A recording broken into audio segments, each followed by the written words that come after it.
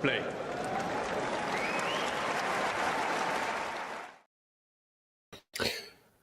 Hello guys, Tomas, Machac, Matteo, Arnaldi, round 4 of the Miami Open. Today, of course, we have all the men's matches in the fourth round, so all 8. This is the bottom half with which we're starting.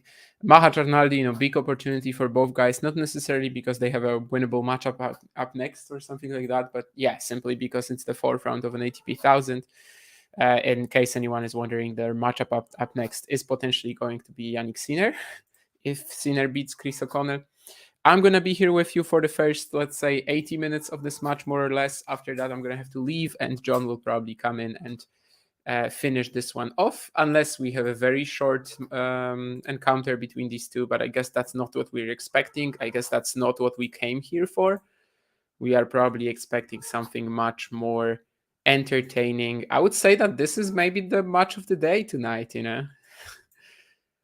Controversial opinion, but for me, it kind of seems like it. This is this weird day, which in the system that Miami is going for, which is so much worse than Indian Wells, we basically have 8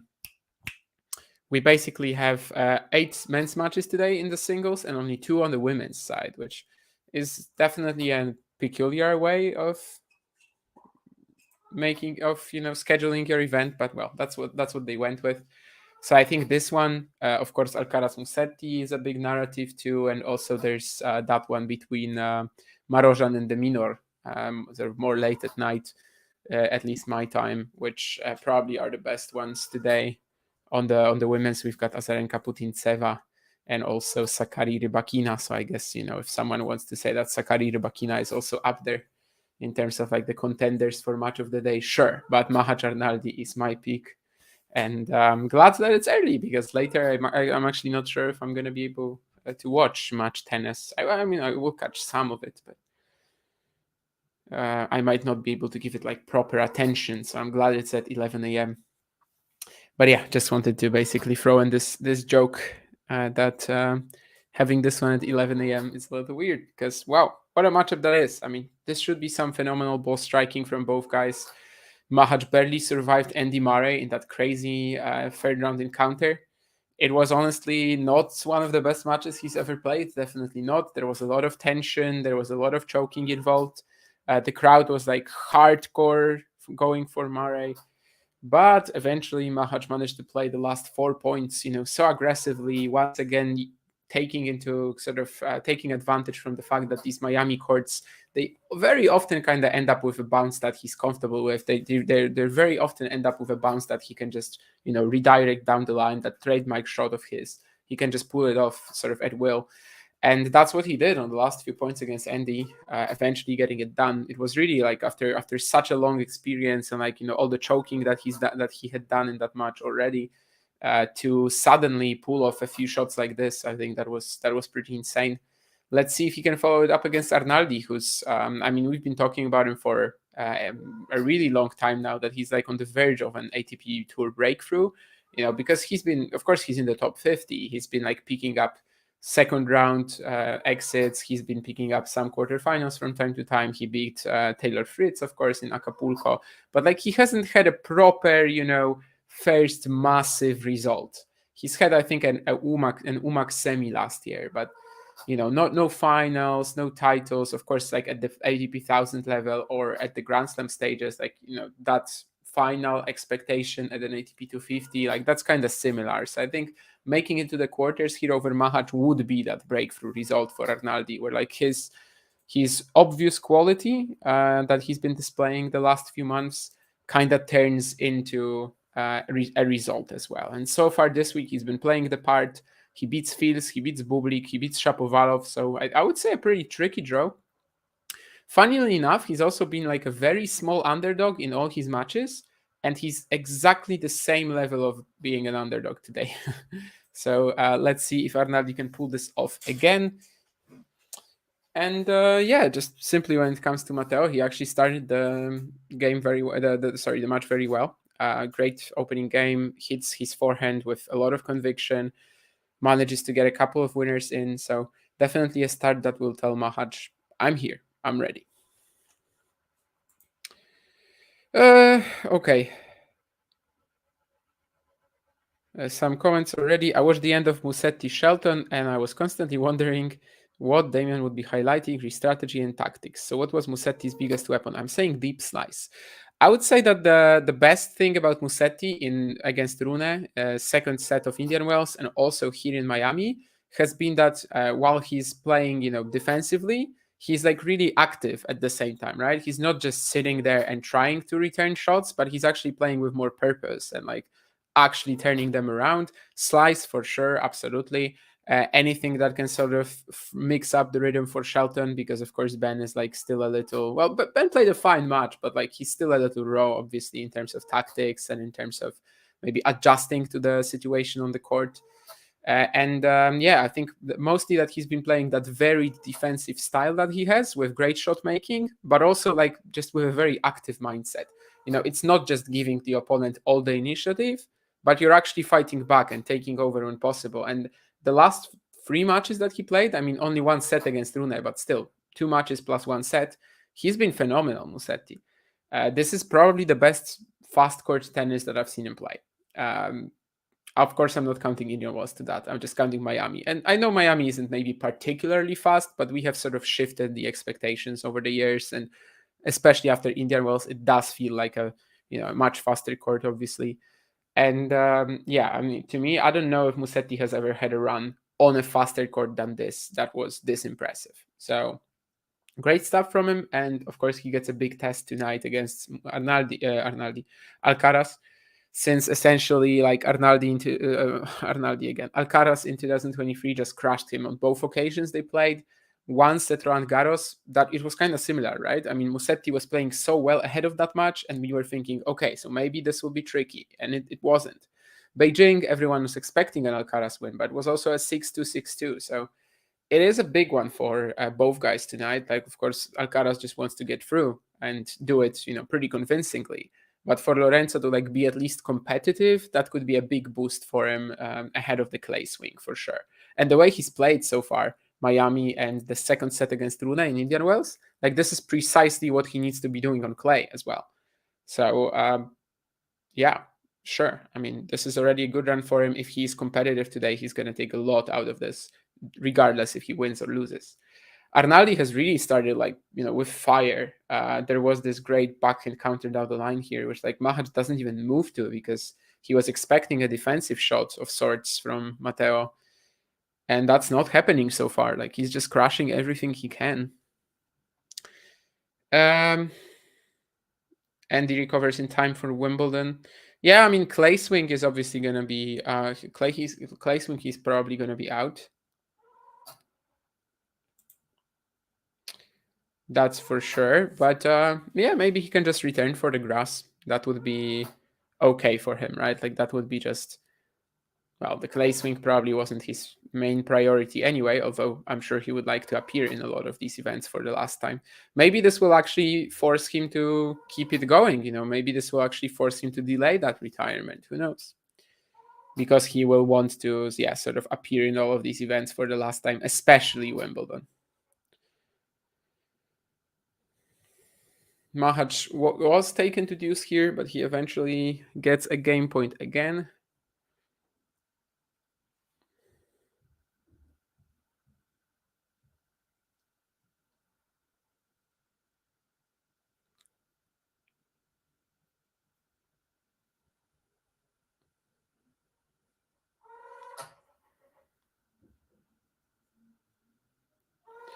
And it's going to be a forehand miss from Machac. Arnaldi giving him that shorter slice, which wasn't like properly short. It wasn't enough to maybe lure him into the net, but it is enough to like maybe make Machac question his positioning here a little bit.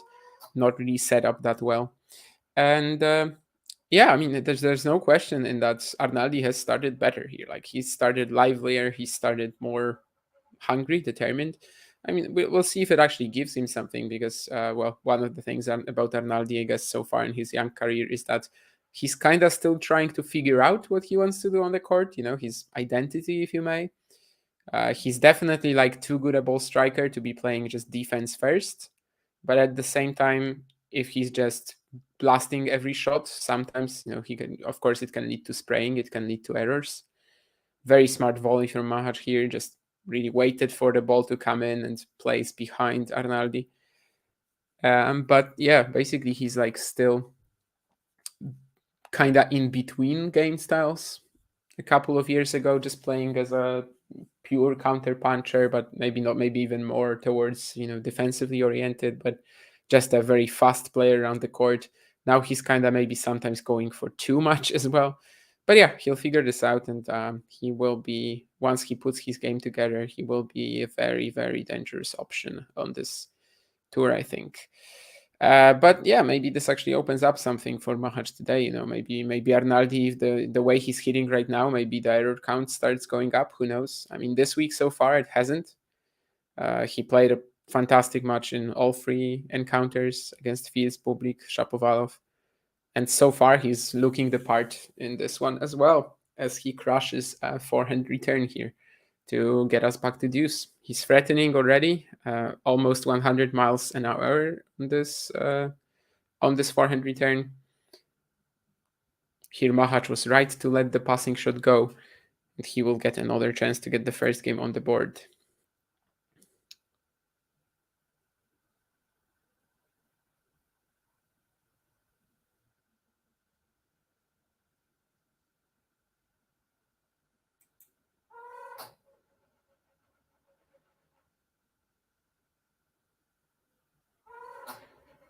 Machac recovering with the forehand loop, trying to survive whatever Arnaldi is throwing at him. Now should get a bit of a chance. Not really, though. What a forehand dropper from Arnaldi as well. I mean, he says sorry, but that's for the net court 2 shots earlier. But yeah, very creative here.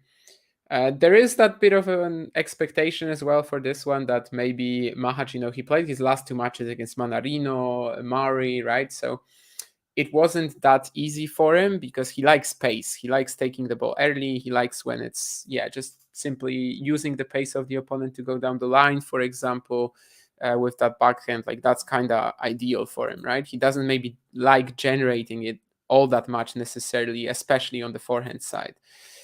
And Manarino was, of course, in Indian Wells when he got crashed, not last match, but that's what I meant. But yeah, maybe guys like that, Mari or Manarino, they're not ideal for him. But someone like Arnaldi, the way he's playing right now, it's a little better for the Czech, I think. So I would expect him to raise his level from the Manarino match, Mari match.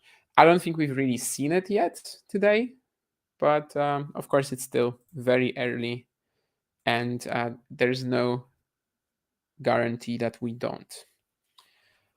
As he now has one more game point to try to finally get us to 1 game all, but it's going to be double fault, so that's not an ideal way to try to finish that off. What else was there? Matti says that he was disappointed with Musetti when he faced Alcaraz at Roland Garros. He waved the white flag within 5 minutes.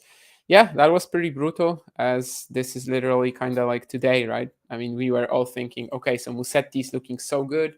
Can he actually trouble Alcaraz? He probably should. And yeah, then he just gets crushed. He can do nothing to Alcaraz on the day. And yeah, it would be good for Lorenzo to just avoid a similar situation, not only from the perspective of like potentially facing Alcaraz again in some next events, maybe in the clay season, but yeah, just in general against anyone on the dirt. It would be quite good for him to just simply be able to pull this off. What else do we have?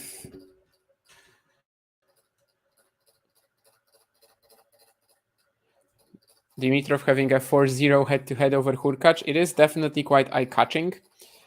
I think at least to some extent there is a bit of like just random variation in there, because it was tiebreaks mostly. It was a final set tiebreak in Monte Carlo. It was a final set tiebreak in Indian Wells. And of course, in Rotterdam when they played, it was a 7-6, 7-6. So basically Dimitrov leads him 4-0 in the tiebreaks. 2023 Paris, he beats Hurkacz, who was at that point very tired after that ATP finals chase that he was producing. But yeah, anyway, I would probably say that, Dimitrov has sort of shown us that he's better in the crucial moments against Hurkacz at least. So maybe there is something to that, to that head-to-head, especially as the tiebreaks that Hurkacz has played so far this week, which was second set against Shevchenko and of course the 2 sets against Korda, he was kind of like falling behind, on purpose. He was not willing to take the initiative. It was especially funny in that Shevchenko second set tiebreak because he just kind of moved back 2 meters behind the baseline, despite not being there for the whole match, really. But in the tiebreak, he just allowed Shevchenko to have exactly what he wanted.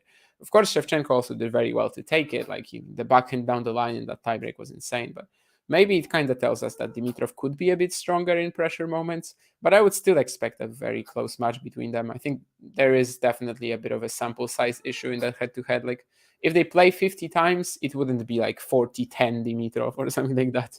That's basically what I'm trying to say. Yeah, I mean, of course, Shelton is extremely raw still. I saw some comparisons with Denis Shapovalov yesterday, which yeah, I mean they're kind of fair. If Shelton doesn't develop a plan B, a bit more regulation in his game, just maybe a little more that will come with experience as well in terms of like how to approach a certain type of opponents, how to approach certain micro adjustments that he has to make during the match. He could kind of end up with a Dennis-like career, but after all, he has a semi-final already. He has a 500 title already, which Dennis doesn't have. A semi-final, I mean, at the Grand Slam level. So in many ways, he's actually way ahead of the curve if we compare him to Shapo. Arnaldi hits a beautiful backhand cross-court pass here. But this is when the trademark backhand comes in from Machac, and he tries to follow it up with a drop shot, but it will be netted. So it's 2-1 right now. Hello, Nurlan. Yes. Hello, hello, hello.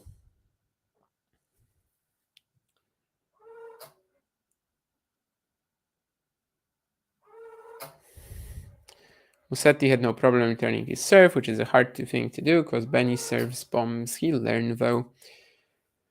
A few guys that really need a big win to get them going, says Matthew, and the way that Korda was on court yesterday. Yeah. Ghosty will not like it, but Korda did play a pretty fine match. But yeah, I mean, he really needed to post something like this. Obviously, at Indian Wells, he also takes a set of Medvedev. So it's like fine, right? I mean, he makes the third round twice, but it's not exactly what he's aspiring to be, right? So it's okay, but it's not what he really wants. It's kind of like Badosa last year, right? When she played Rybakina twice at the Sunshine Double, and she played very well both events, but you lose in the third round twice, and it doesn't matter that you were close on both occasions.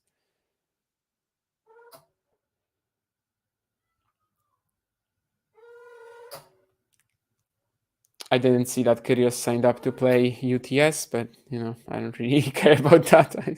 I guess. Hello, guys. Yes.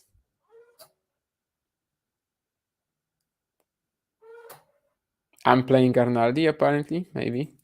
I don't know if I have shorts that are this short though.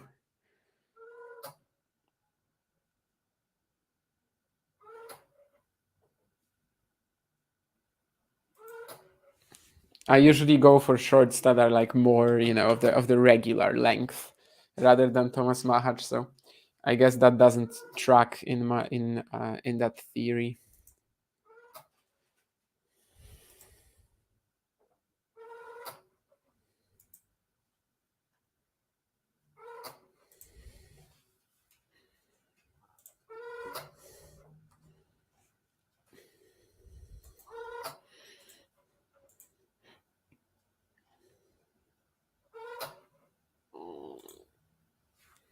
So yeah, Arnaldi 2-1 up. Let's see if Machac can keep sticking with him, because for now, definitely the Italian has been the better player. Breakaway 34 says that Machac and Prismic shorts are the way to go because you got to show off the quads. Yeah, I guess if you have something to show there, you probably could wear that. But I actually laugh about it sometimes. Yeah, I'm basically the first guy to get into shorts, right? I mean, whenever it's like, I don't know, April, March, basically the first day when it's hot enough to just come out onto the street in shorts, it's gonna be me. And I actually have laughed about it before. That like you gotta show, where you're strong, what's your strongest like asset stuff. But I don't know. The shorts of Machac probably not, and not for me anyway. That's a funky ball here from the Czech, but it is an invitation for an Arnaldi attack, and he can't produce the pass at the end of it. It was a very moonbally shot, which was full on accidental. Yeah, yeah, breakaway. Yeah, the same. The last guy to leave shorts sort of in the wardrobe, and also the first guy to bring them out every single season. Two more questions that I have to reply to, but let's see this point first. It's a bit of an opportunity missed for Arnaldi. Could have really threatened a break here, but not as of yet. Jake is in love with Arnaldi. Who is my favorite to win the women's title? Easy answer is Rybakina. Let me see if there's anyone really involved that I'm forgetting. Alexandrova Pegula is 1/4. Yeah, Garcia Collins. Huh. Well, that's quite an opportunity for all of them, really. I would say that perhaps of the top half, yeah, only like Garcia could probably beat Rybakina. But of course, that's assuming that Garcia is like in, yeah, just hitting in her best and basically hitting out of her mind, which sometimes happens. So yeah, Rybakina is probably the clear favorite to me. Azarenka, says Nurlan. Azarenka is a fine choice. I was sort of expecting a big run from her at Indian Wells. It did not happen. It did not happen whatsoever. But I think Rybakina, if she's like in her peak, she should be taking this title. But we shall see. Yeah, Arnaldi is definitely one of my favorite players to watch, but Machac is one too. So that's why I consider this match such a treat. And there was one more question about Wales beating Poland tonight. I mean, we'll see, Jake. I'm actually going to a friend's house to watch it. Personally, I don't really have any expectations. I think the Wales side is slightly stronger overall. You might not have like some sort of a leader like Bale was in the past, or Ramsey even, but I think all in all, like most of your guys are from Championship, and that's kind of like on average slightly stronger than our team. Of course, you don't have someone like Lewandowski, but has he actually done much in the for the national team in recent matches? Not really. So I'm not so sure that he's going to be like this amazing asset that we can have, especially with our, let's say, positional attack being a little weak and like no one actually able to feed him balls in the same way that they can in Barcelona or in Bayern. So yeah, I don't really have any high expectations. I would like Poland to make it because, well, it would just make the Euros more fun. But yeah, I'm kind of expecting a loss anyway.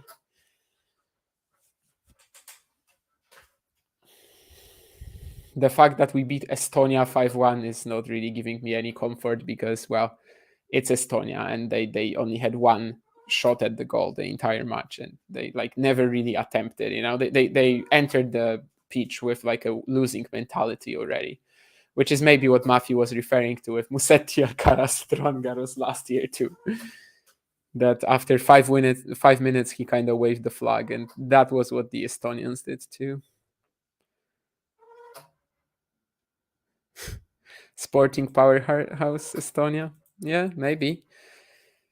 I mean, Mark Lyall can develop pretty quickly. I mean, on the women's though, you've got Anett Kontaveit and Kaia Kanepi in recent years, right? So Estonia was kind of one of the, maybe not the powerhouses of men's tennis, but it was pretty sharp. I mean, if they played like Hopman Cup back in the day with Jürgen Chopp and Kaia Kanepi, they could produce some upsets. And more so these days, like if Kontaveit was still playing and you had Mark Lyall already like developing into a higher caliber player, yeah, sure, it could work. Some support for Arnaldi in the chat here. He just wins a great point here with that last heavy forehand landing right on the line. Could have been love 30 if he misses it. So, maybe a crucial point, but we'll see. 15-all anyway. Feels like Machac has kind of weathered the early storm from Arnaldi. So, he's kind of more in this match than he was 10 minutes ago.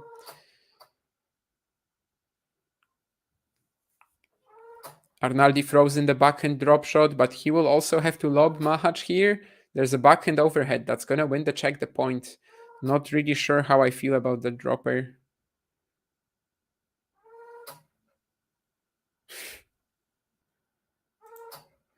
I don't know, Ghosty. I mean, I just basically said that their football team is worth nothing and that they're not any, like, beating them 5-1 is not any indication, because it's just such a different caliber of team than Wales. So at least to their tennis players, I'm more affectionate, but to the football ones, apparently not.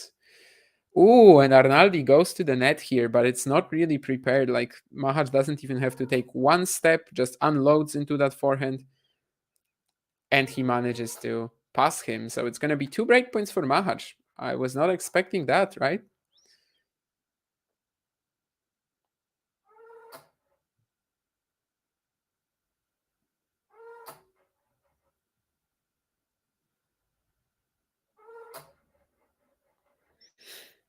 And let's see. 15-40 after that very good early start where Arnaldi wasn't able to sort of confirm it with an advantage on the scoreboard. He actually gets broken, yes. Misses the +1 forehand. It's 3 to Machac as the Czech gets the first break, gets the first damage done. First blood, if you may. Yeah, I'm trying to do something about that noise. And so far, apparently, it's not working too well. I hope it's not that loud.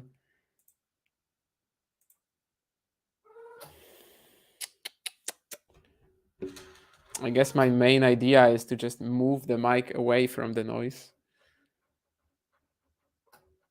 Or maybe my main idea is that it will hopefully stop at some point in the future, in the near future, hopefully. But we'll see.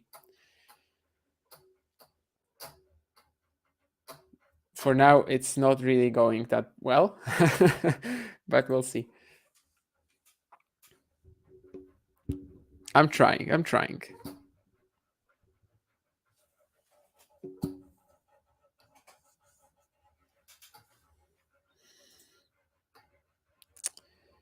So yeah, Tomas Machac with the early break will be a little disappointed about how Matteo Arnaldi, about how this has gone, because yeah, the first few games they were so good for him. He was really pushing for an early advantage, but eventually it's Machac getting it. As I told you guys earlier, it's going to be like me for 90 minutes here, and then John will be there to probably guide you for the rest of the match, unless it's super short, but hopefully not. Hopefully we're just going to get a classic from these two. Absolutely, yes. If you want to believe that it's a 3D printer producing tiny Marozsan figurines, yes. Honestly, if we produced a Marozsan figurine, like, I don't know how we would make the legs, because his legs are so slim anyway. So like on a tiny figurine, it would be impossible to keep the the perspective, the balance right. Anyway, Tomas Machac 3-2. Can he consolidate? Can he really like race ahead in this opening set? A little out of nowhere, but I guess if we remember the last game, it was a couple of weird choices from Arnaldi, because he's generally been winning the baseline battle. Then he goes for that drop shot at 15-all, doesn't make the lob tough enough. And then also there was that 15-30 point where he approaches the net and just really leaves it there for Machac. Like, Machac didn't even have to move. So I guess in a way, just being a bit more of a seasoned player so far, Machac, he's done well to keep himself in it at the early stages when Arnaldi was really pushing for the break. And and took whatever Matteo offered him really so far.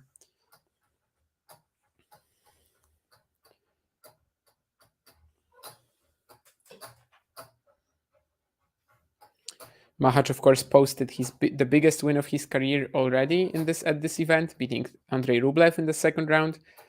Rublev was like a perfect opponent for him because, well, it was just the same pace and a lot of pace all over again. And as I said earlier, like Machac definitely loves that when he can just use whatever the opponent has and redirect that backhand down the line.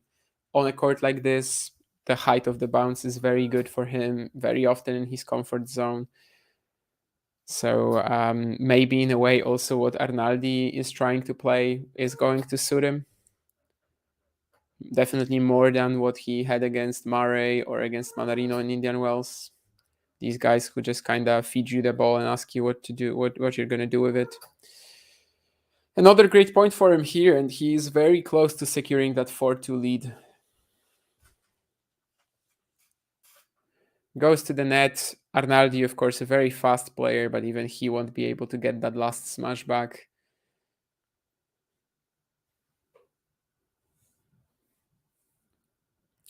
And the forehand return is out. So 4-2 Tomas Machac.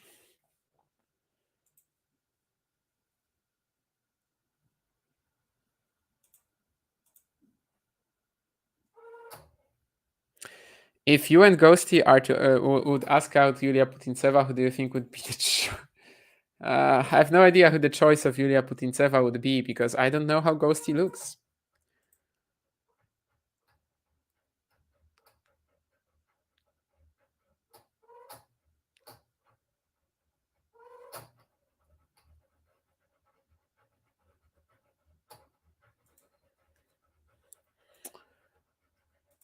I honestly don't know though if I would want to go out with Yulia Putintseva. I mean, I'm pretty sure she's funny, but she's also kind of crazy, right? When we had on-court coaching, she was like always a little mean to these guys. Like, I don't know if I need that sort of crazy energy in my life. I'm kind of okay with less drama, if you may. However, I'm pretty sure she's entertaining. And I'm pretty sure Ghost to you indeed look delicious, but you just don't need our validation, right? You don't need to show us how you look. You're fine with just staying on this sort of basis because, well, you just don't need that sort of praise from us. You already know. This time the net court definitely does not help Arnaldi. Machac should be able to claim this point. Oh, and he does eventually, but with this mishit smash. Says sorry to Matteo. I mean, he had the open court. Arnaldi went the other way. I guess even when he didn't hit it cleanly, I mean, it had to go in, but yeah, that was a bit of a mess. Yesterday, Pierre Gerber saved a match point with a similar smash. It was actually one of 7 match points in Naples round 1 against Raul Brancaccio. That was a bit of a crazy match for sure. Brancaccio didn't win a game after that, so that's probably is the best indication of like what sort of damage it did to him on a mental level. Which, yeah, I mean, I totally understand. There was some craziness on these 7 match points, including that mishit overhead and another mishit overhead and underarm serve.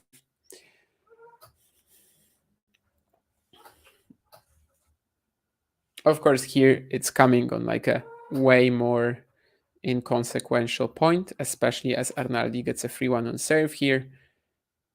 Just lots of pace out wide. I haven't really talked about it yet today, but obviously the Arnaldi serve is also a bit of a marvel from the past few years. Like just the way that he was able to turn it into such a massive weapon in about, well, a few months really at some point. I think maybe even already when he started playing on hard courts from the clay season of 2022, we kind of saw that this was actually a proper strong first serve. That, something that we never really saw on clay. It turned out that it's giving him a lot of free points on hard courts, and even when they're not like fully free, he can also set up +1 forehands like this one right now. So 40-30.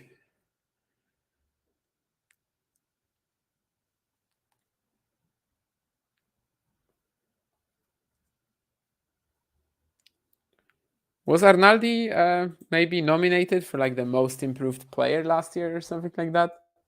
I don't know if he was, but he kind of should. Maybe he didn't miss his chance though. Maybe he actually could get nominated this year, but of course that would require some pretty massive results given where he finished 2023.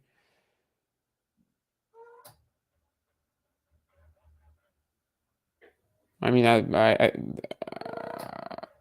yeah, Arnaldi was nominated last year alongside Eubanks, Shelton, and Sinner. And Sinner, of course, won it.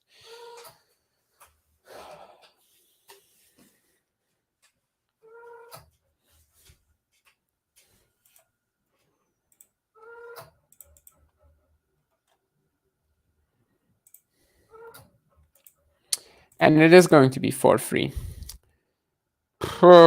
I don't really want to ask that, answer that bad question because, well, I just don't know. I mean, they were about 50-50 ish before the match, right? That seemed right to me. Like, I just didn't have a favorite for this one. Right now, Machac has kind of edged ahead by maybe managing the match a little bit better. Like, Arnaldi just came out hitting very big, but then when that sudden, well, let's say glitch in the system came, when he suddenly his shot selection was a little weaker and he made a couple of errors, he got broken. Whereas Machac in these tougher moments earlier, he kind of stood stronger than him and was like more aware of what he needs to do on the court. So I guess that's an argument for Machac sort of so far. That well, why would that change sort of as the match goes on? But yeah, I mean, just as I didn't have a favorite pre-match, I still can't really say that I'm very confident in either of these two claiming the win. They are simply pretty evenly matched and probably also at like a similar stage in their careers too. I mean, they took very different pathways for sure, but both are pretty much like, yeah, on the verge of a big ATP Tour result. And in fact, one of them will get it here.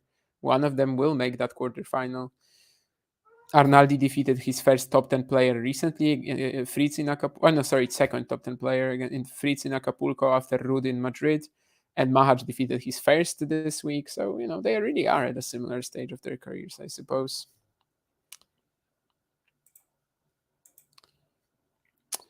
Does Arnaldi have one ace? Let me see. He, I can't remember it for now, but let me check on the score. On the yeah, one ace for Arnaldi, zero for Machac so far.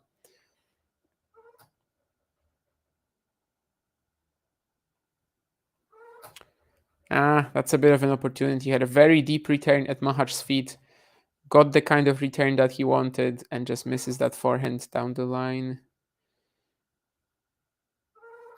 Or more so inside in, but doesn't matter.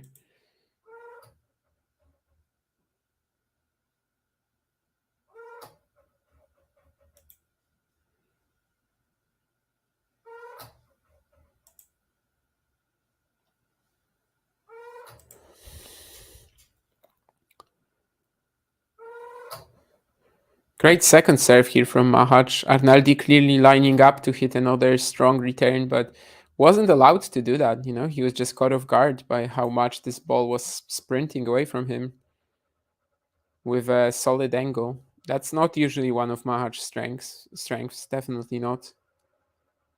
So it's quite big for him to save himself in that manner. Could have fell into a pretty tricky situation here. Backhand cross from Arnaldi, though, gets him on the stretch, and Machac won't be able to produce the response.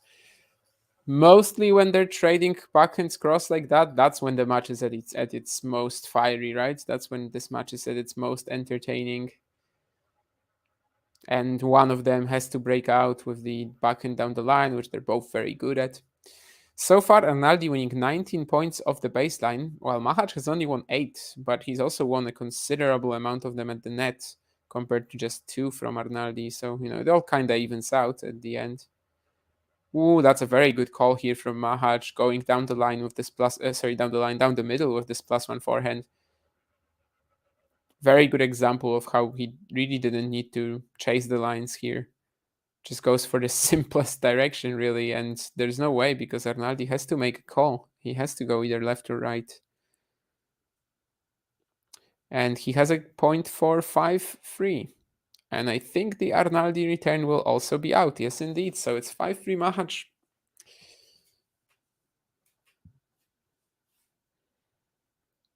If he does end up taking the set, like it's going to be a bit of a nice experience type of win for him, right? Like, well, I don't even know if he has more experience at this stage at the top level than Arnaldi, but at least he has like more. He's like more used to this quality that he has in his game. Like for Arnaldi, it just kind of seems like from time to time he's still learning the ropes in terms of how to play, after all these developments that he's had in aggressions, the big serve, yeah, just in general becoming a very different player stylistically. Whereas Machac for the past few years, I guess he's been also like lurking around for a breakthrough, but probably already had a similar quality as right now, just like 2-3 years ago. So he's had like more time to grow into the game that he has. And so far, that's kind of how he's winning this, just managing the situation, managing the match a little bit better.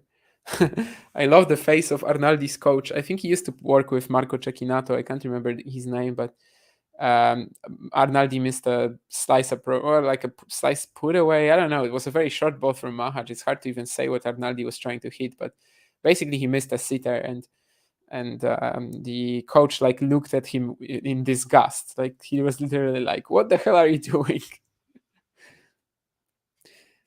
And it's 15:30 now, so it's very close to Machac just taking the opening set now.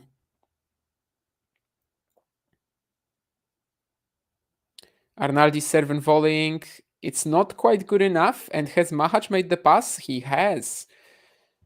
Nice angle here. He's able to get to it on the stretch and still find the line.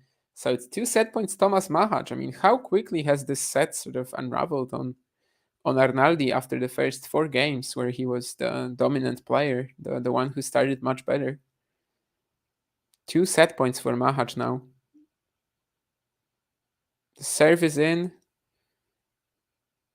He's trying to attack Machac here and should be getting the results, but plays this last shot at him. This is straight up on Arnaldi.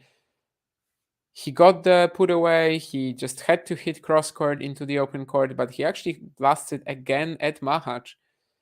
The Czech barely has to move, like takes like one mini step, fires the backhand passing shot. It's not even like, placed that well, but just straight up fast coming at Arnaldi. And it's too tough a volley for Matteo to make it. So it is 6-3 Machac already in this set. And yeah, I mean, quite a nice showing from him that he hasn't had to like play anything exceptional, but he's just really been managing the game, the match, the situation, the opponent better than Arnaldi. Despite Matteo dominating the baseline rallies, kind of 19 out of 19 to 12 and baseline points won.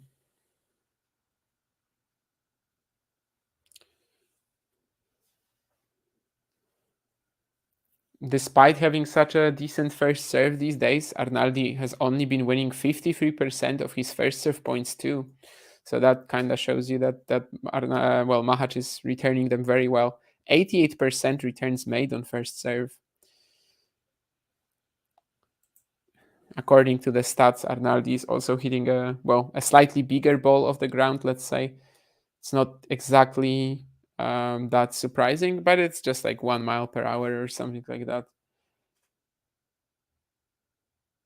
So yeah, 6-3 Tomas Machac. Definitely wouldn't have guessed that after the first 4 games that it would like kind of all fall apart for Arnaldi like this. Breakaway says that Friedrich says that Machac is so solid, more than Arnaldi right now. Yeah, absolutely. It's just kind of like enjoying the patterns that they're playing so far, right? I mean, it's Arnaldi who kind of has that burden of having to create play on him. It's Arnaldi who's on the front foot, but like Machac is okay with him being on the front foot. Machac is okay just turning points around a little bit more. And yeah, I mean, this was a very nice set for him. Maybe like kind of in showing the growth that he's also had the last few months, because this is his first like proper main tour opportunity. he broke the top 100 in 2022 already, but it was just like for a few weeks. I think his career high used to be 96.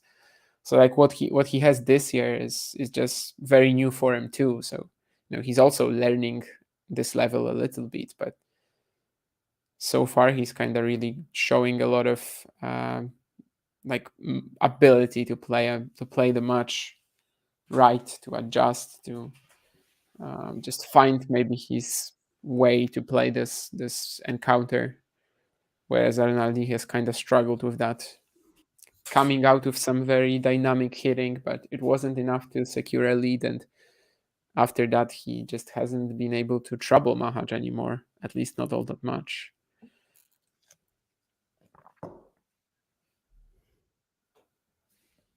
What would Nerland say in this moment? Like, I've just arrived. What's his big announcement when he arrives on the scene?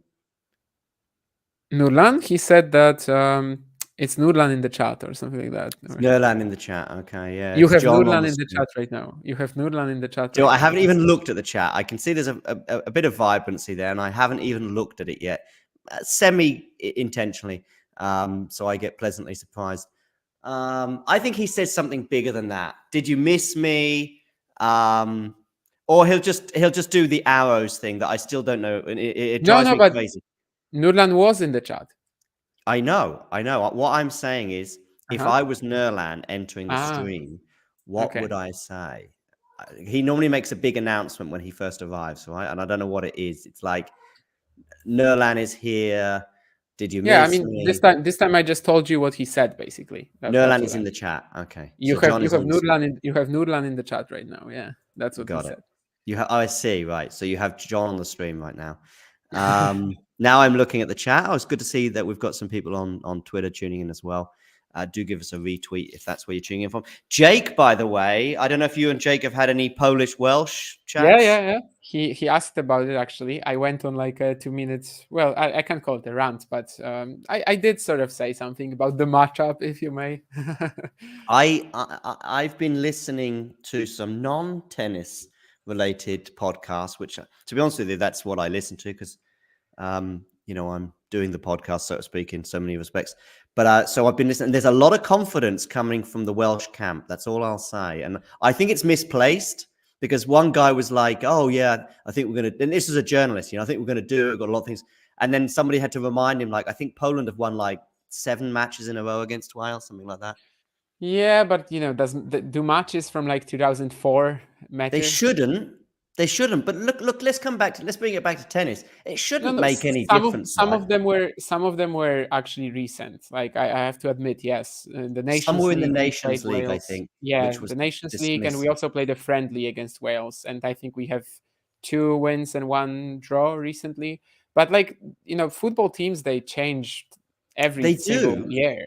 And exactly, and it shouldn't make any difference. So, but how can we get these records where Chelsea don't lose against Everton away for 20 years, or Liverpool because Everton is always the worst team, but isn't that true? But what about Liverpool and penalty shootouts? They win like 9 out of 10. I think it does make a difference. And coming back to tennis, I think Djokovic and the Rod Laver Arena or Rafa and Philippe Chatrier, I think it's more than just the conditions. I think there is a feeling. But it's not the same. Djokovic, it's still Djokovic. Whereas, of course, if we're talking about Wales, Poland from the, of course, but I think these histories do matter.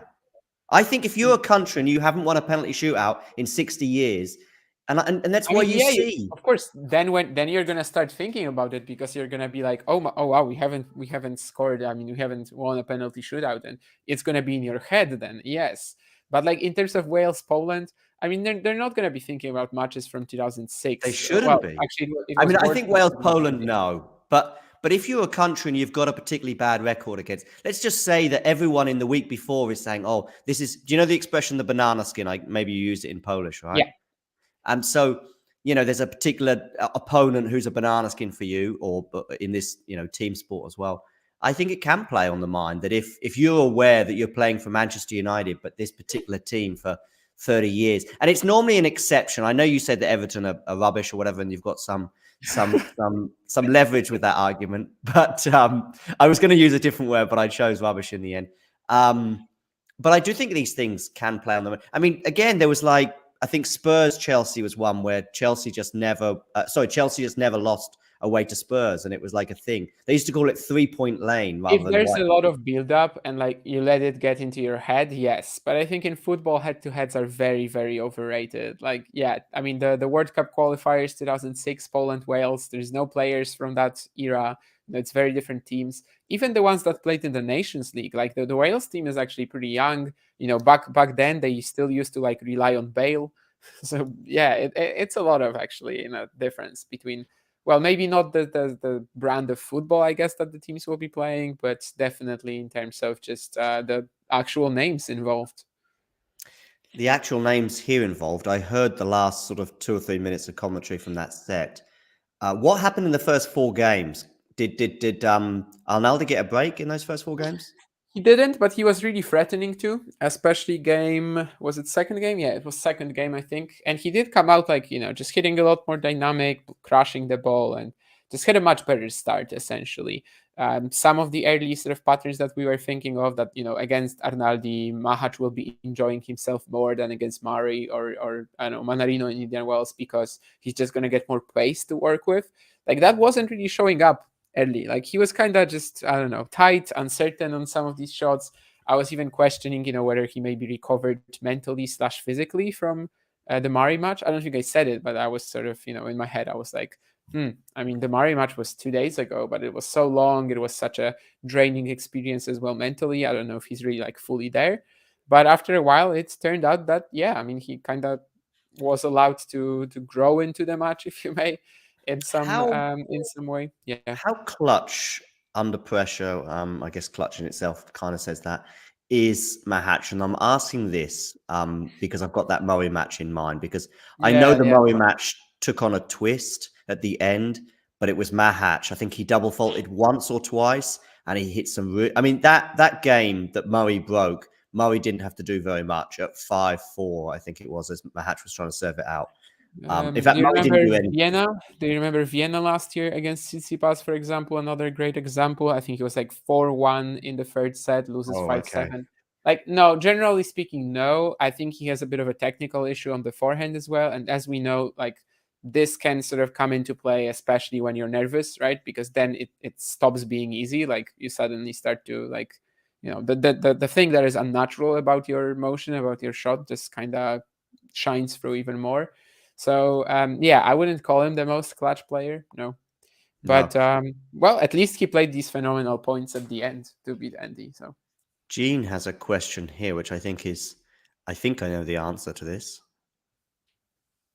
that what is my answer? That top 30 is Very probable. doable. Yeah, Mm. it is absolutely. I mean, I don't think he's gonna be as good as Lehečka or Menchik in the end, but So Menchik is the one, right? Is I that the mean, one? Menchik is the one, but like Lehečka as well, right? Of course, he's like what 23rd in the rankings right now or whatever. I don't know that, but it might be something like that. All three guys right now are probably like very similar in terms of their quality. I think, yeah, top 30 for all of them, very doable. I think that both of them will probably have better achievements than Mahac, but for the last few years, like it was so weird just to see Mahac stuck around that 120, 130 ranking range. It was Okay, one of the most absurd placements, really, got it. that we've had on the rankings list. And I'm glad that right now, of course, this is no longer a thing. And in fact, I mean, if he makes the quarters here, he still has a few months to earn points. Yeah, I mean, he's got tremendous chances of like getting to the top 50 and above. Is he already in the top 50? I don't actually know. I mean, when I was looking at this question about top 30, I was thinking, well, he's probably not a million miles away from that. Yeah, I think he might be like on the 60, but if I check him, in the live rankings, He might be top 50. especially if I check where he can be if he wins this match, yeah, indeed, winning this match would guarantee him a top 50 debut. So he would be 42nd in the rankings live if he wins this match. Still sort of, Kepfer can pass him, Maroshan, but still he would be in the top 50. And in order to get to the top 30 from that stage, you only need 200 more points. Yeah, I mean, it's out there. The opportunity is there. Um, he's fine on all surfaces, probably least effective on clay, but it's not like he can't produce anything there. I do think that the top 30 potential is definitely there. Even if maybe Machac and Hečka, like down the line, you kind of should like their chances more to like be a more of a mainstay household name in the sport.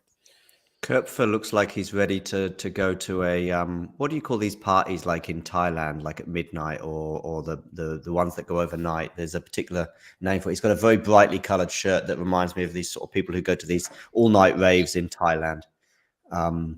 With the there's a word for it. It's about the moon parties maybe. Anyway, I've gone off at a tangent. I feel like Köpfer and Medvedev have played each other quite recently. Did they play each other sometime in the last 12 months? They played at the US Open, but I think that was when Medvedev won it. Oh, okay. No, I mean much more recently than that. I don't think so. Okay. If I was to guess, I will actually just check. But if I was to guess, I would say 2021 US Open only match. But let's see. I do get confused between some of these German players. Actually, they played twice, both at the US Open. But yeah, last one was 2021. Oh, okay. So yeah, Köpfer's about to play tennis anyway, much to my surprise. I don't like Köpfer at all. Is he the spitting guy who played against Federer? Says Gene. I don't have a problem with Köpfer. I'm surprised that somebody does. I mean, I don't see him as divisive as Wilt, or I'm just looking at Wilt and Jarry on my screen right now in terms of players at this tournament. But you know why he's not divisive, right? Because like no one cares about him. Like he's, but yeah, I mean that's kind of true. Like he just doesn't get any hype whatsoever. And but I'm surprised, therefore, that Gene says he doesn't like him. what's the spitting incident he's talking about? I don't know. Maybe it was against Federer. I don't know. But yeah, like most tennis fans will not be aware of Dominik Köpfer, and I can't say that he's divisive because of that, right? Because he just doesn't get any hype. He never has. Like he went to a pretty not one of the best colleges in terms of the tennis program. Yes, he's been on the channel actually. He's been on the channel as an exaggeration, but he was in the mix zone a couple of times in North America at tournaments that Miles was covering. Oh yeah, right, because he had decent runs there. So like he was always a bit of a story of like exceeding people's expectations, but in the meantime not really generating any hype. I think especially when he got to the top 50, maybe it was like 2021 or 2020, everyone was saying that like that's kind of random. And when he got injured then for a few, like for half a year, no one was expecting him to just be back there, instantly. And he actually was. So like he kind of once again just proved everyone wrong. And with that, kind of the hype never really built up for him. I remember Federer playing Köpfer now actually in that match. I don't remember the particular incident. Did Federer get stressed with the umpire in the middle of that match for some reason? There was one incident with Federer in that French Open run to the fourth round, I think it was. When but I mean, everyone spits on the court. Like, are we singling Köpfer out here? Looks like it. I mean, I'm not singling out a genius. I'm not. Maybe everyone is, of course, a bit of a stretch, but I did use it like on purpose because, we're seeing players spit on the court every day. So just looking at some of his stats, he is Mr. Under the Radar. For example, current ranking 50, highest ever ranking 49, win-loss record this year 8-5. Win-loss record at ATP Masters 1000s was like, I don't know, 11-10 or 21-20. It was very, very marginal. It's sort of very under the radar stuff. There's no semi-final at a slam or anything like that. Well, semi-final at a slam is maybe a harsh example, but yeah, I mean that's kind of the thing with Köpfer. Like he's but if you get a semi-final at a slam, you sort of like Karatsev will always be remembered if you like. Oh yeah, but that's. I'm just saying that Köpfer is kind of far off semi-final at the slam level. I think quarter would be like maybe more. More relevant, or like an ATP 1000 semi, for example. I'm just saying that like the slam semi kind of seems out there, and that, of course, that would take him to like a very different level of popularity. But it's also not like the next step in his career. If he would suddenly now make the semi-final of a slam, it wouldn't be like the next logical step, but it would be like kind of jumping a few of them. Beating Daniel Medvedev is probably the next step. Kinda, yeah, actually. I mean, he's shown that he's a tricky customer for anyone, really. Of course, a lefty. Of course, a guy who like kind of plays a very pesty brand of tennis as well, but at the same time has a lot of pace himself. And yeah, if he was going to produce a win like that, absolutely, that would be it. I guess I've been distracting you, but can you tell me something about the last 4 games of Machac and Arnaldi? The reason being is my German producer, unsurprisingly, has switched to Medvedev Köpfer. No, nothing has been going on really. I've I been mean, looking at the scoreboards, and if I saw a yeah, break point, I would have stopped. Arnaldi has like eased into the set at least a little bit, it seems, because of course after the first 4 games it was a bit of a rough patch. I mean, he won like one of the next 5 games, but right now he's just going with Machac. But it's definitely very different to what we were just experiencing early on. I mean, by this stage Machac is very confident himself, and it's just not as much of a well, I can't really say Arnaldi clinic as it was early on, but like, he was just really on the front foot all the time. Now when he is dominating the points, it's like kind of, well, Machac still feels comfortable in there. Oh, he did not feel comfortable on this one though, as that was like the weirdest bounce you're ever gonna get from a hard court. I don't know what happened there. Okay. Yeah, I mean, he just totally whiffed on that forehand, but it was 40 love up, so.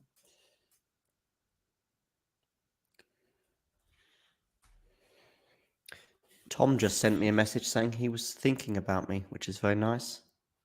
I know Gene, but didn't he make the fourth round of a slam actually? That's why I didn't say fourth round, because I think he made the fourth round of a slam.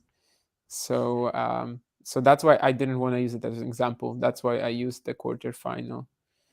I don't know why Gene is calling me Patriotic John for tuning into Cup for Medvedev.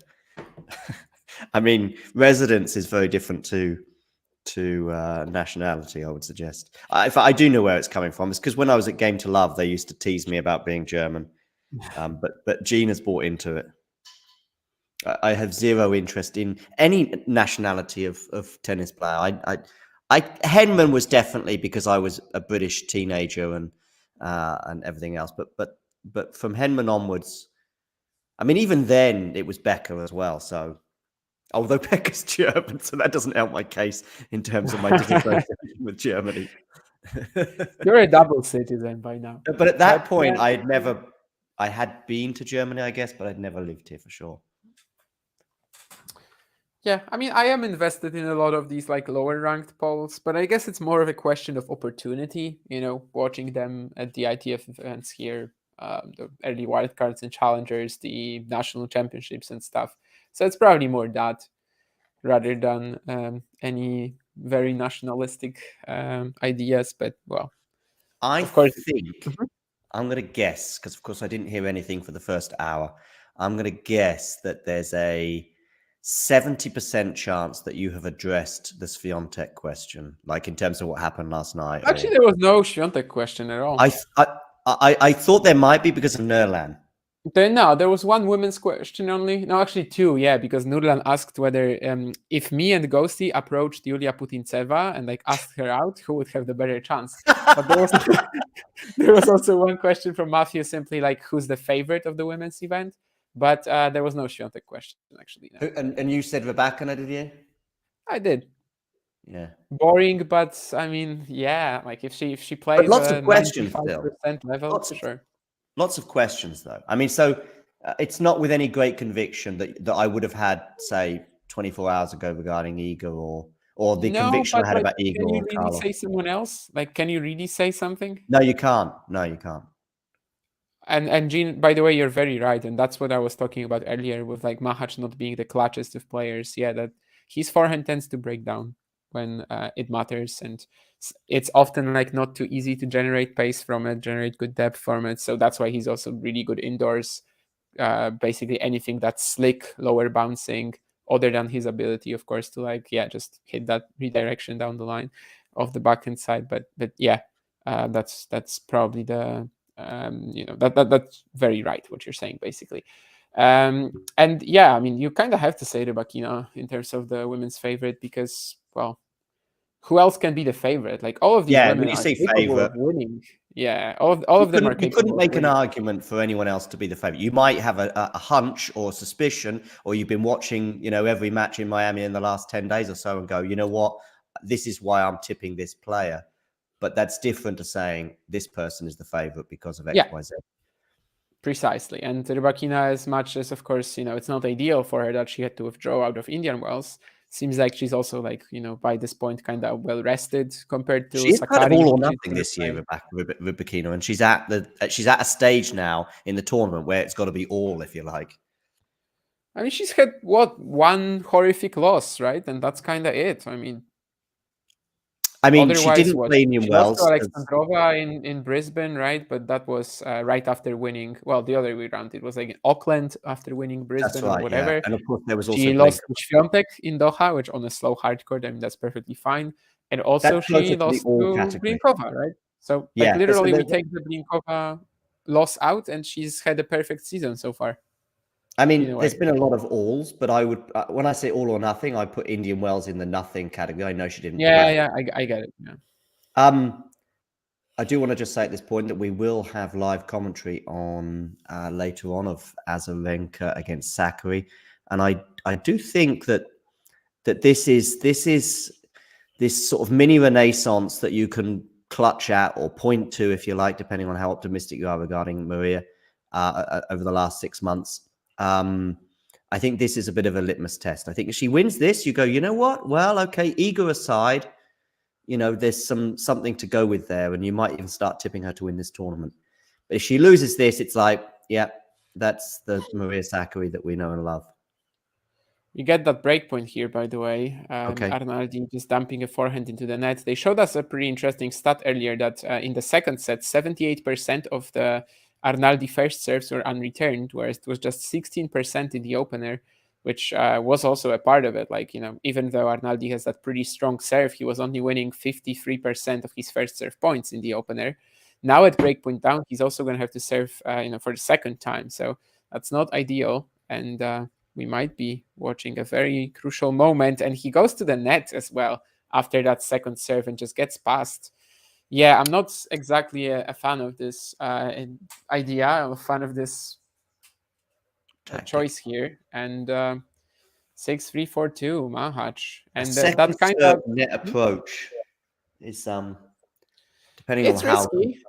I it's don't know risky. if you need to do it precisely at this moment, at this point in time. Sure, Machac is like standing a little far back, but I don't know. But this kind of also goes into like what I've been saying about the match, since maybe the end of the first set. That like Machac is just kind of playing it smarter, managing the match better than Arnaldi, which makes sense because he really has had like a lot more time to maybe put the pieces together in his game over the years. Because as I said, he was like staying in that ranking range just outside the top 100 for a while, and to me, like he had the same quality. Like right now, I don't think he's had any enormous jump in quality. For Arnaldi, it's like a lot more of a meteoric rise, right? And maybe that's kind of tougher for him to handle as well so far, because he's kind of yet to figure out his identity on the court, if you may, and stuff.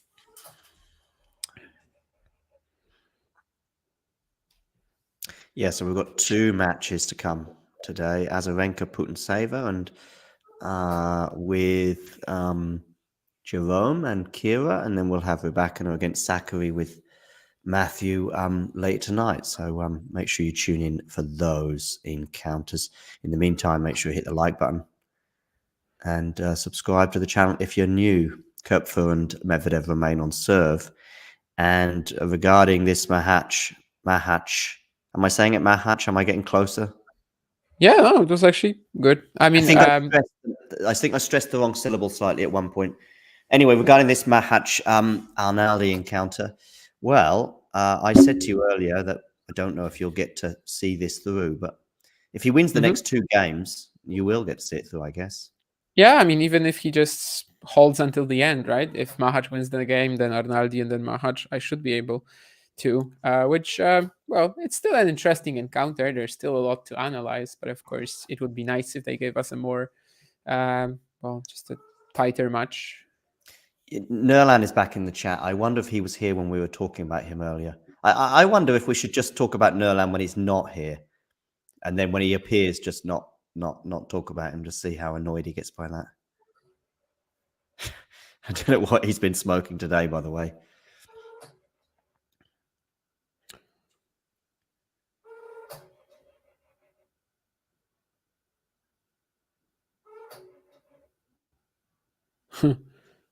Someone posted a quote from Kepfer's coach, Ryan Williams. By the way, he also used to be a pretty good tennis player.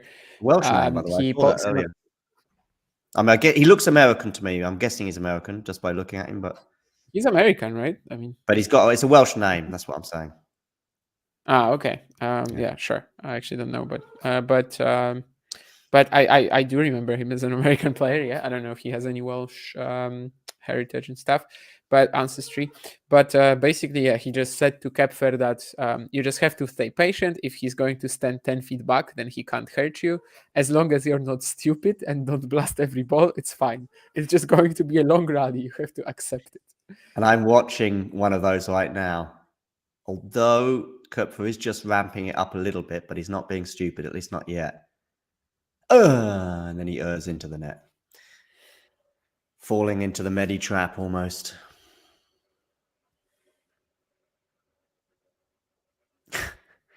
German Cambon is not very happy with Arnaldi. German, do hit the like button, and if you are new to the channel, hit subscribe. Machac is very close to the finish line right now.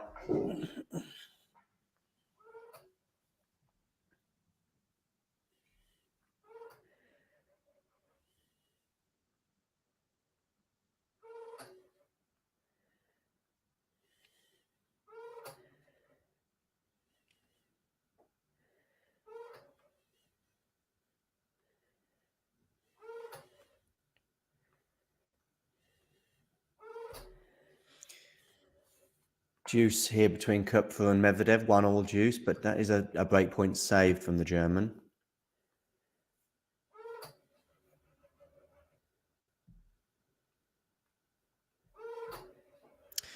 Gene, who did you go for pre-tournament to win men's and women's? I think I went Sinner and Swiatek. I know I went Swiatek anyway. Actually, I didn't even do a bracket for the men's, but if I was pushed on it, I probably would have gone Sinner.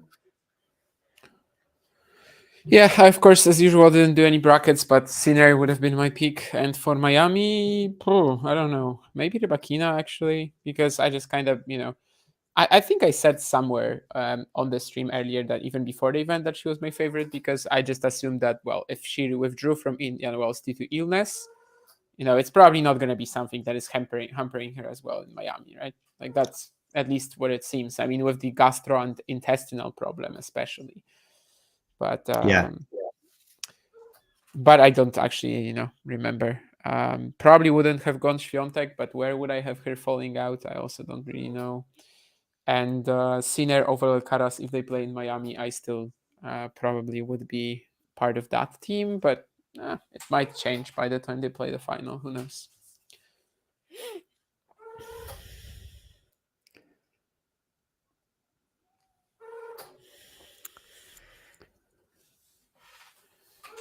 Yeah, that's a fair point. But I didn't think it was that long without practicing, but I could be wrong. I think she was practicing in Indian Wells during the tournament. I think she stayed on. But I went for Iga because of the doubts regarding just about everybody, really, whether when were these 8 days, though, right? We also kind of need to know, like, when I'm guessing it's from, like, 8 days. I mean, yeah, who knows? Whether Because that like Alcaraz after Rio also probably went 8 days without gym or practicing, right? And then like he wins Indian Wells.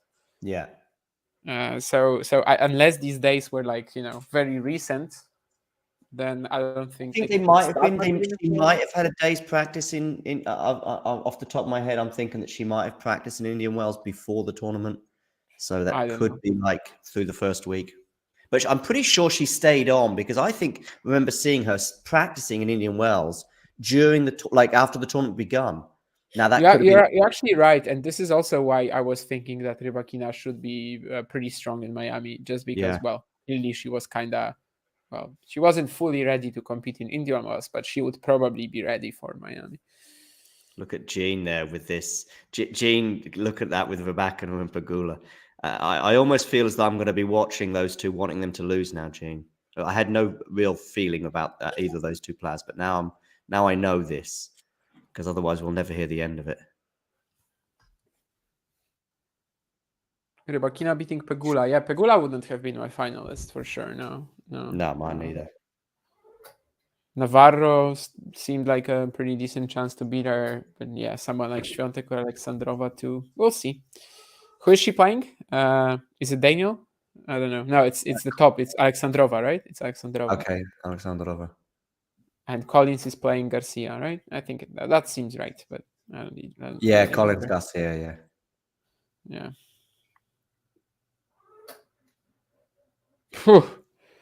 That's a rocket of a forehand from Arnaldi, and the only problem is that it landed in the back fence. But, yeah. That reminds me of a penalty shootout, and Manuel Neuer was in goal. I think he was talking about Sergio Ramos, and he said, I'd studied Ramos, and I saw where he was putting his penalties in practice, but I have to say, I didn't expect him to put it up there, as in, and he pointed to Oh, that's cheeky. That's cheeky. Yeah, I know. Yeah. They showed us shot quality. You know how you have these tennis insights and the shot quality, like 0 out of 10. And on the forehand, Arnaldi in the second set is 5.4. That's pretty brutal. That's Are they a good gauge? These sort of forehand quality, backhand quality, etc. Are they? They're not horrible. I guess they're not very horrible. objective, right? I mean, do they? What stats do they use? I mean, it's fully objective. You know, it's Okay. literally depth, shape, pace. You know, Okay. every single thing All comes into this serve, return, forehand, backhand consistency as well. I've actually started like using them maybe not because I'm not checking the website or whatever. I don't know if they even have a website, but I've actually glanced like you know, maybe let's say I simply saw a few of these recently. And I even remember talking about this a bit when we had that Alcaraz Sinner semi in Indian Wells. I remember mentioning them a lot in the commentary because it felt very relevant there. That like if you just go shot for shot, Sinner is gonna be better at everything, but Alcaraz kind of has the intangibles, and I guess in a way he showed that as well. That if he has like the slower court, he's gonna be able to adjust and he's gonna be able to work his way into the match and go about it a bit smarter, add a bit of shape, find his opportunities to attack, not by blasting the ball over Sinner. So they were kind of helpful to me in like presenting my case that basically, he just cannot go blow for blow with Sinner because that will end badly. But if he tries to, adjust, mix in a variety, maybe he can actually do it. And so in that, they were kind of helpful. But yeah, I mean, they do tell you some part of the story of the match, I think. Sure. Especially in this case, like if Machac has a forehand quality of 8.5 and Arnaldi has a 5.4, kind of tells you something already. Yeah. Especially as they didn't show the averages, but they usually also tell you like what their 52-week averages are, for example. And obviously for Arnaldi, I would assume that his forehand would generally be of stronger quality than Machac. And even if not, like it would be similar and probably like 7.5 or whatever for Matteo. But in the second set, it's at 2 points lower in that 10-point scale. So yeah, it kind of shows you that it's gone off the boil. I don't think it can tell you like the whole story of the match, which is really that Machac just played it very, very smart, sort of composed, and managed the early start from Arnaldi very well, and that he stuck with him and then just started showing that he knows how to play tennis more than Matteo for now. Let's say that. But that of course they're not going to tell you. Yeah.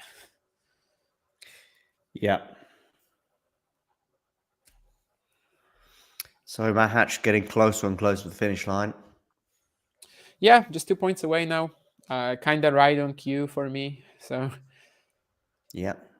It was similar with that Zheng Świątek one, right? Whenever we start at 4 p.m. and I have to leave at 5:30, basically they end right on time. Maybe it's like the most typical length of a best of 3 match as well. Like, a 6-3, 6-4, 6-3, 6-3. Yeah, if it's a About straight an set. hour, about an hour 20 minutes. Well, most matches are straights, but of course, sometimes the average would probably be a bit higher, but like average for a 2-set match. Aleksandrova Świątek would probably end in a similar time yesterday. Dimitrov Hanfman, though, I could probably watch twice before leaving. 46 minutes, yeah. Yeah, that was uncomfortable viewing, especially as Dimitrov was trying to be super kind by saying he said it in 2 or 3 different interviews about him being suggesting maybe Hanfman was under the weather or a bit sick. But Hanfman, I think, said to him at the net, "No, I was fine." And Dimitrov apologized, said sorry. Did you also watch it because they put it on the German TV? I did, yeah. I mean, watch it throughout, maybe not like 100%. I was busy doing other things, but I certainly had more than one eye on it. It was going on at the same time as Alcaraz, I think, Monfils, I think. Because it was definitely going on while I was commentating. Yeah. And so I had probably, they did switch to the Alcaraz match from time to time. And then they focused on it for the last 5 or 6 games of Alcaraz Monfils because that was still going on. I don't think Dimitrov was anything special.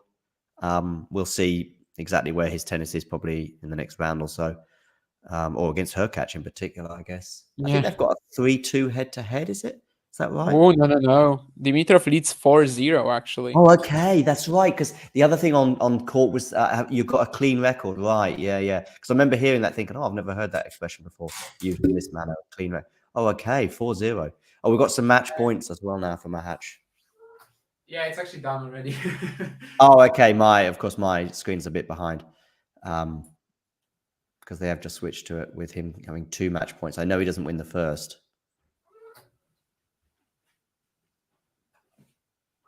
But done.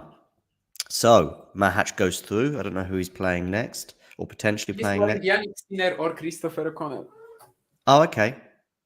When are they playing then? I don't see them on the Yeah, Everyone's I guess they playing today. Yeah. First, it's the 4 bottom half matches, and then it's going to be the 4 top half ones. Got it. Yeah, I see it. Yeah. That's not a bad 4th round for Yannick. Oh, no, absolutely. I mean, O'Connell or a potential... playing O'Connell is, not bad. Definitely. Considering how it looked very good for Yannick after that Greek sport tough win. Yeah. He does, Ashley. Yes, he does indeed. Yeah, just asking about Yannick. He plays in about, depending on how things go in the next hour or 2, he's on court. Do hit the like button, by the way. Please do that if you're a regular, especially. But even if you're new, then do hit that button. And I have no real preference when it comes to Poland against Wales. Probably in the past, I would have had a slightly more soft spot for Wales, but for Poland, yeah. I also think for about 15 years, I've a bit less than that, maybe 10 years, watched Poland struggle at major championships. I often see them going out in the first round. Quarterfinals at the Euros, but other than that, I don't think we've exited the group stage. Was that against Portugal, maybe, when they got to the quarters? Yes. We lost the penalties against Portugal, earlier winning the penalties against Switzerland. That was when Portugal won the tournament by winning just 1 match inside 90 minutes. Exactly, yeah. Free draws in the group stage, even with Hungary. Hungary, Austria, and Iceland, wasn't? Wow. No, but Iceland, wow. That's a really easy group. And to just get 3 draws is quite an achievement, actually. Maybe they deserve to win the Euros. It's the only event, really, where you can exit the group while having 3 draws. You mean go through? Because the rules, they changed. Exit the group stage. Exit the group stage as in, as it go through, yeah. Go through, yeah. Machac is having quite the tourney, says Ashley.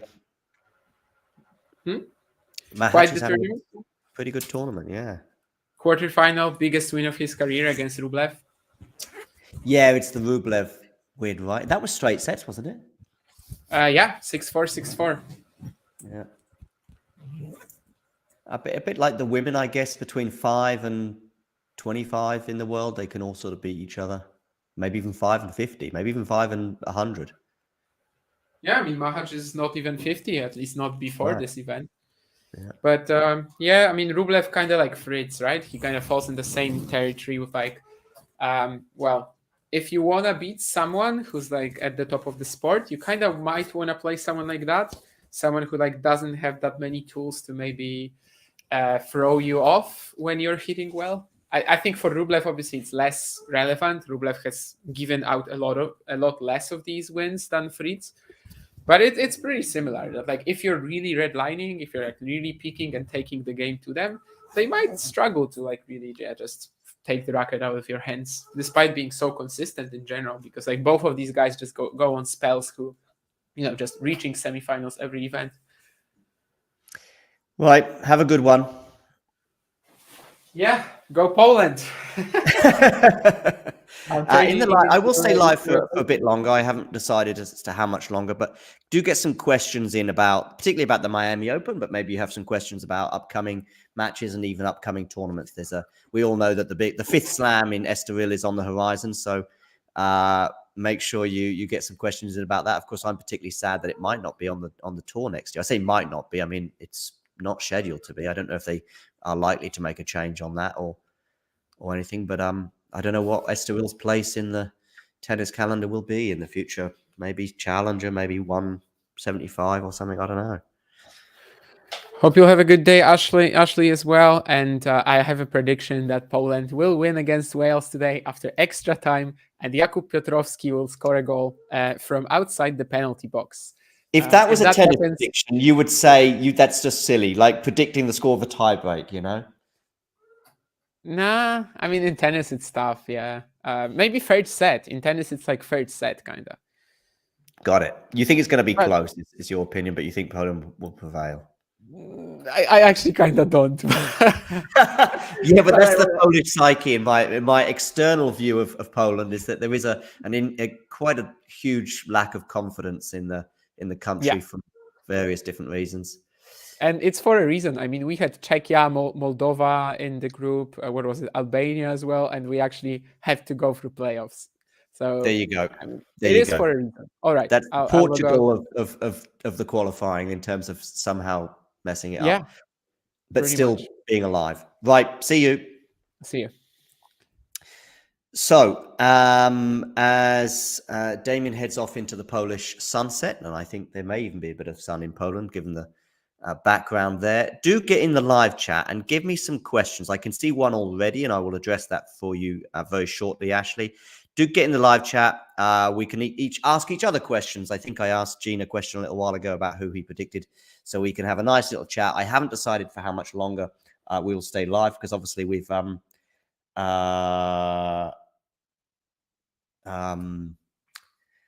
finished the Machac Arnaldi commentary. Jake there saying, let's go Wales. Did you, hopefully, Jake, you heard some of our Polish-Welsh chat.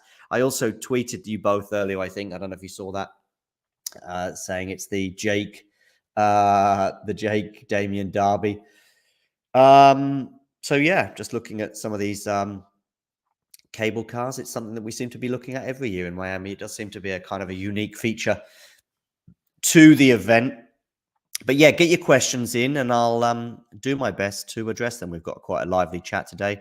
So do that while I have a quick look at some of the other scores going on. Well, Medvedev was actually up a break, 2-1 with a break, but he squandered the break with an unusual, uncharacteristic forehand error at 30-40.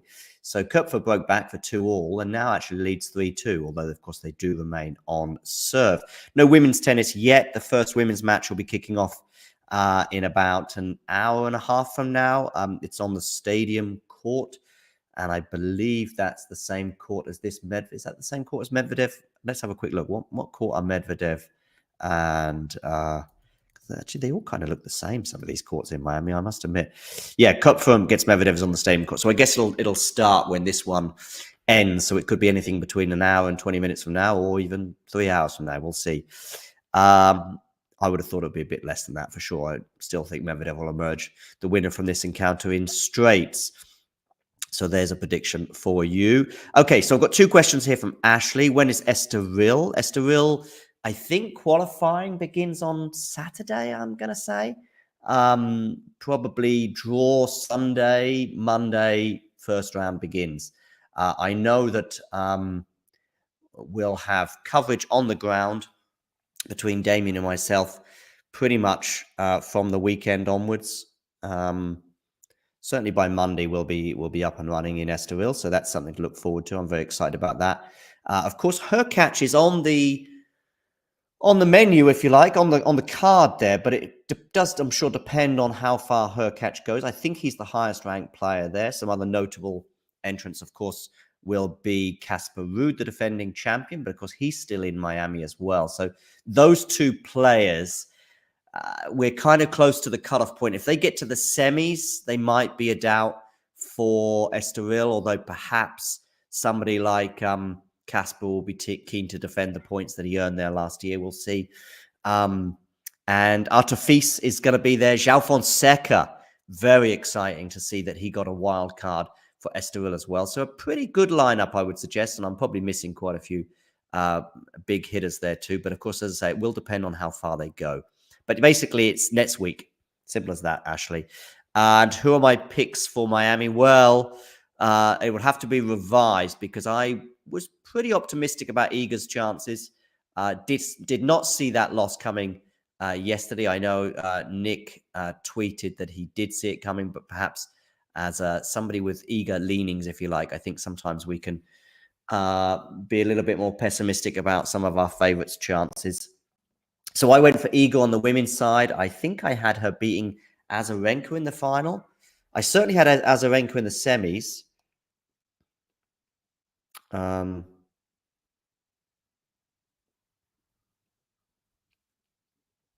Let's have a quick look at my picks, because I can tell you my women's bracket, because I didn't do a men's bracket, but I did do a women's bracket. Let's have a quick look who I had in the quarters, for example, onwards. View my bracket. Let's have a look.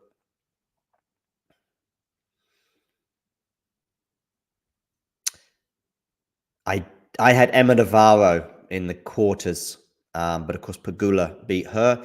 I had Iga in the quarters, but Alexandrova beat her. I had Osaka in the quarters, but Garcia, of course, is there. I had Daniel Collins in the quarters, and she's there. And I had Ostapenko in the quarters, but we have Maria Sakkari in that slot. And I did have Rybakina, and I did have Azarenka, and I did have Putintseva. How about that? So I had Putintseva in there. I'm not sure many people would have had her in the quarterfinals, but I did have her there. So there you go. That's some of my picks on the women's side. On the men's side, although I didn't do a bracket. Oh, is Nick tuning in? I'm referring to your tweet. If that's what I just got a WhatsApp from Nick, but I'm referring to his tweet where he was obviously like saying that not surprised. Let's see if I can find that and actually share it with you on the screen to get some concrete evidence. Maybe I misread it, but I don't think I did.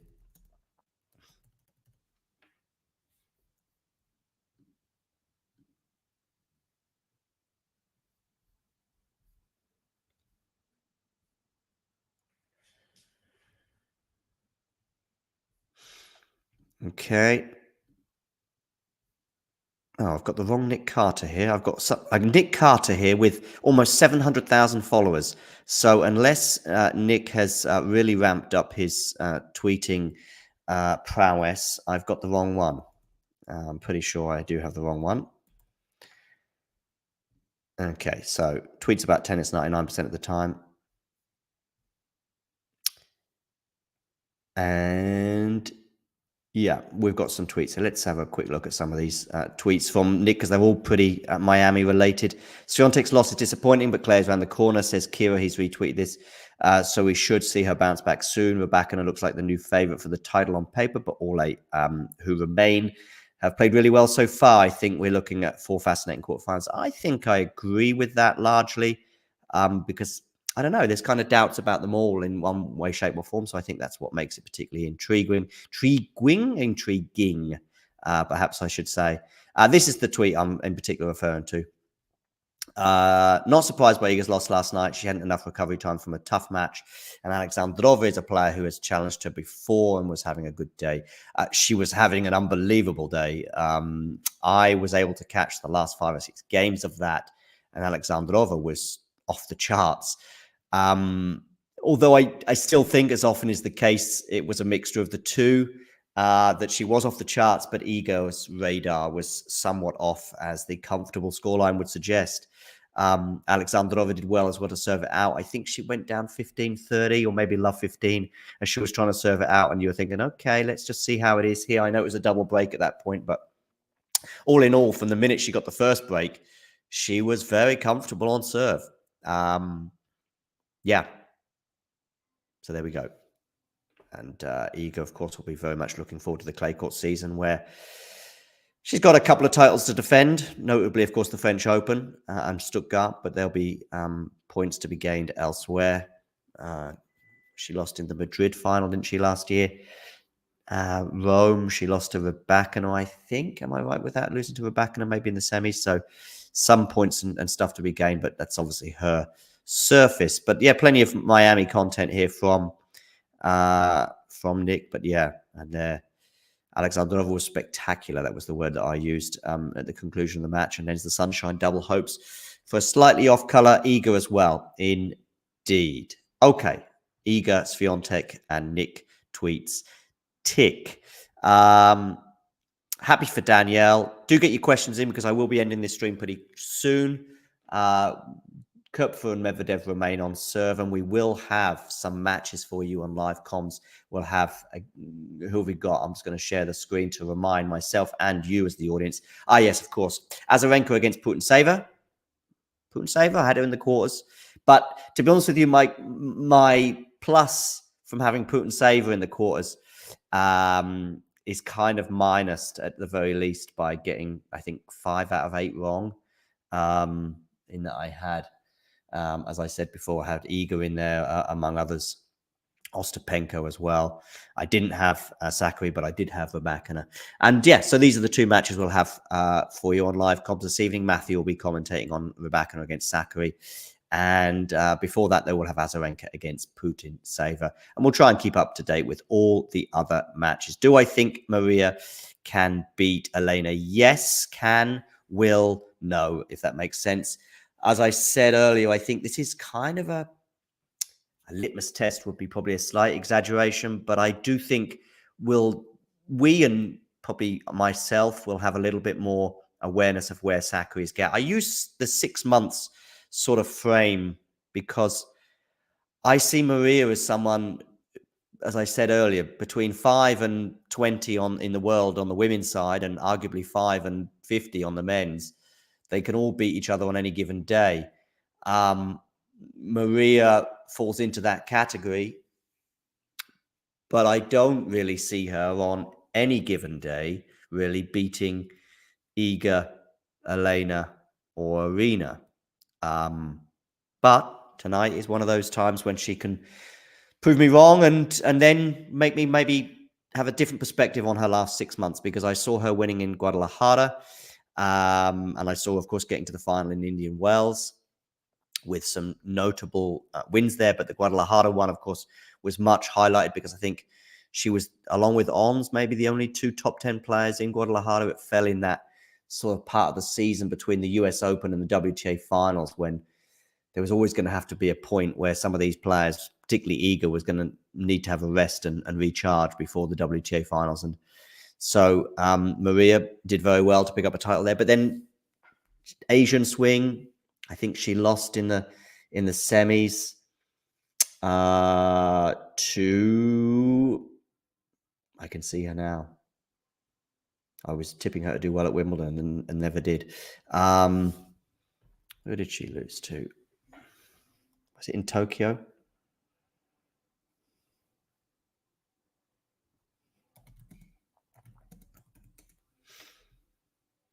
I can't remember her name. I remember I had her pretty much getting to the semis, I think, at Wimbledon and never really got past the second round, I think it was. Kudermetova. Yeah, that's right. So, yeah, my tip is that Rybakina will win. If Rybakina's fit and firing, Elena Rybakina wins that encounter, in my opinion. Okay, cool. I think that brings us to an end of this particular stream. Kupfer and Medvedev are continuing. We'll be live again in an hour or two with Azarenka against Putintseva, depending on how long this Kupfer-Medvedev encounter continues. So look forward to that, and we'll see you in an hour or two. Take care, everybody, and you know the drill.